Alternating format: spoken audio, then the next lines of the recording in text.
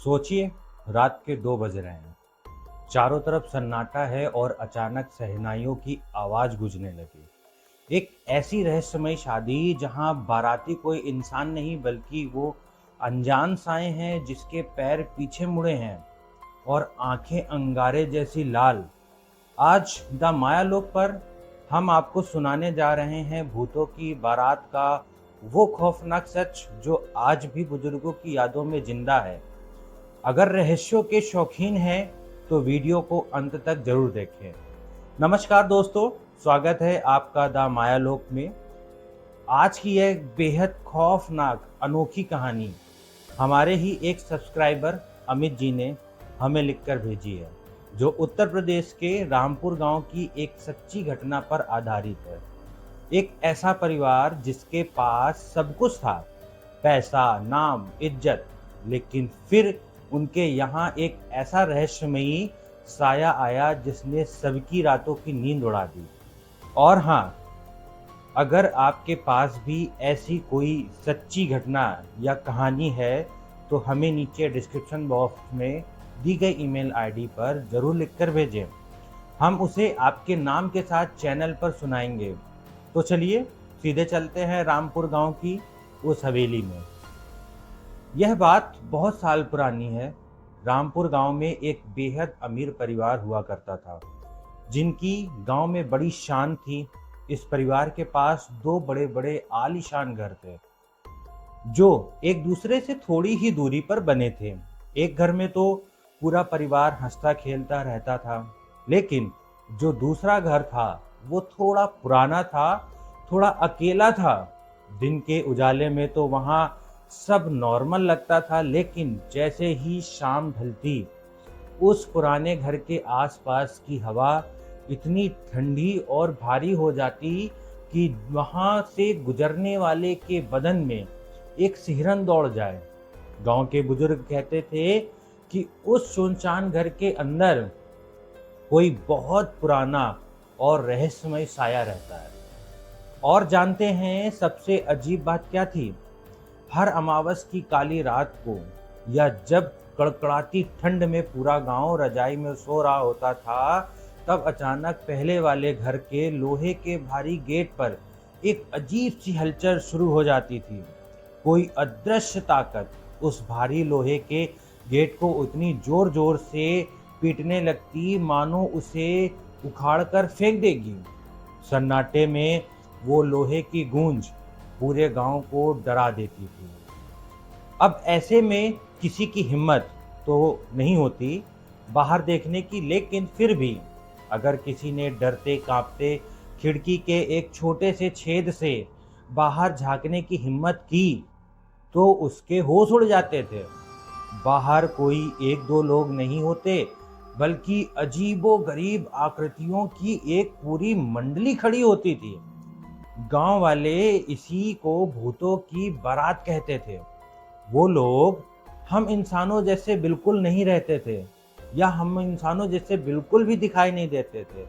धुंधले चेहरे, आंखों में अंगारों जैसी लाल चमक, और उनके पैरों के पंजे पीछे की तरफ मुड़े हुए थे।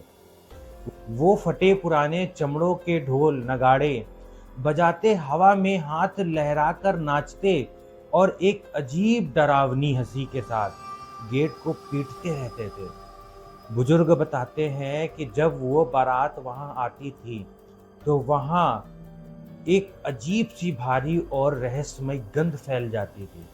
उस वक्त किसी में सांस लेने की भी हिम्मत नहीं होती थी। सब खिड़की से दूर फर्श पर दुबक कर बैठ जाते थे। अच्छा, इस कहानी का सबसे बड़ा सस्पेंस जानते हैं क्या है?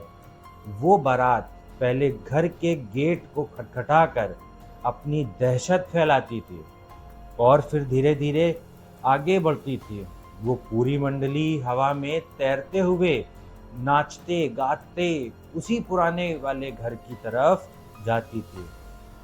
और जैसे ही वो पुराने घर के पास पहुंचते तो सीधे उस कमरे की बंद दीवारों को पार करके अंदर समा जाते, जहां गाय भैंसों का भूसा भरा जाता था। उसके अंदर जाते ही पल भर में सब शांत, मानो कुछ हुआ ही ना हो। और मजे की बात देखिए, अगली सुबह जब घर वाले डरते डरते उस भूसे वाले कमरे का ताला खोलते तो अंदर का सारा भूसा या सारा सामान वैसा ही उनको मिलता जैसा वो छोड़कर गए थे। खैर, वक्त बीतता गया और इसी खौफ के बीच परिवार के बड़े बेटे की शादी तय हो गई। पूरे गांव को रोशनी से सजाया गया, शहनाइयां बजी और बड़ी धूमधाम से बहू घर आई। नई नवेली बहू के आने से घर में रौनक लौट आई और लोग कुछ समय के लिए उस पुराने खौफ को भूल गए। लेकिन वो बेचारे ये नहीं जानते थे कि ये खुशी दरअसल एक बहुत बड़े तूफान के आने की शांति या सन्नाटा है। शादी की पहली ही रात थी, आधी रात बीत चुकी थी और हर तरफ सन्नाटा था। अचानक नई बहू के कमरे का दरवाजा एक झटके से खुला और एक ऐसी आवाज हुई जिससे पूरी हवेली गूंज उठी। बहू अपने कमरे से बाहर निकली, लेकिन उसकी चाल इंसानों जैसी नहीं थी। वह अपने पैर घसीटते हुए चल रही थी। उसकी आंखें पूरी सफेद हो चुकी थी। वहां आंगन के बीचों बीच खड़ी हुई आसमान की तरफ मुंह किया और जोर जोर से चिल्लाने लगी, वो आ गए, देखो वो सब वहां खड़े हैं, मुझे बुला रहे हैं। उसकी ये आवाज सुनकर पूरे परिवार के होश उड़ गए। सबकी नींद खुल गई। जब ससुर और पति ने उसे पकड़ने की कोशिश की तो भाई उस बहू के अंदर न जाने कहां से इतनी ताकत आ गई कि उसने एक ही झटके में दोनों लोगों को पीछे ढकेल दिया और फिर वो जोर जोर से हंसने लगी। एक ऐसी हंसी जिससे किसी का भी दिल बैठ जाए। और इसके तुरंत बाद वह बेहोश होकर जमीन पर गिर पड़ी। सुबह होते ही गांव के बड़े बुजुर्ग को बुलाया गया। बहू की हालत देखकर सब समझ गए कि ये कोई बीमारी नहीं बल्कि उसी पुरानी बारात का कोई नकारात्मक साया है। तुरंत गांव के एक सिद्ध अघोरी बाबा को संदेश भेजा गया, जो इन अदृश्य ताकतों को शांत करने के लिए जाने जाते थे।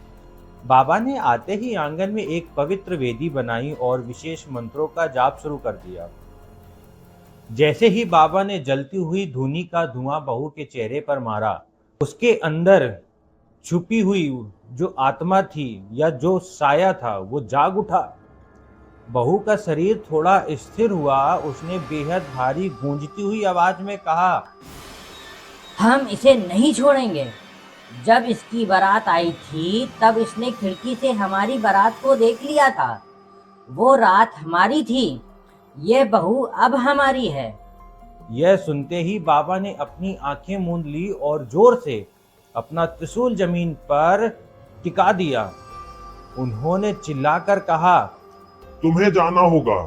बाबा ने अपनी सकारात्मक शक्तियों का आह्वान किया और उस अदृश्य ऊर्जा पर अभिमंत्रित जल और भस्म फेंक दी। वो साया बहू के शरीर के भीतर छटपटाने लगा। बहू तेजी से अपना सिर घुमाने लगी। बाबा ने अपनी शक्तियों से उस साये को पूरी तरह नियंत्रित किया और उसे हमेशा के लिए वह जगह छोड़ने का आदेश दिया। और फिर एक ऐसी तेज ध्वनि गूंजी जिससे हवेली के कांच तक चटक गए।